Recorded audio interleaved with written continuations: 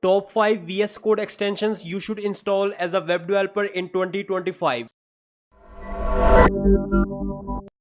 Number 5 is Prettier. Prettier is a code formatter that automatically formats your code for a consistent style. Number 4 is VS Code Icons. VS Code Icons is a VS Code extension that adds colorful and customizable files and folder icons to your workspace. It helps you visually identify different file types and project structures more quickly and easily. Number 3 is Git Lens. Git Lens supercharges the built-in Git capabilities in VS Code by showing who changed a line of code, when and why.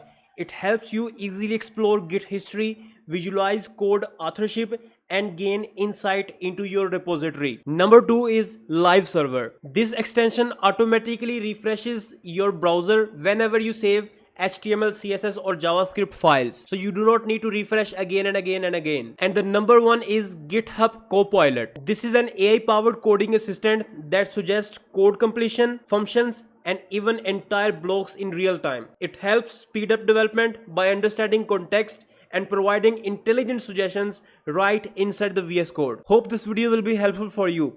Thanks for watching.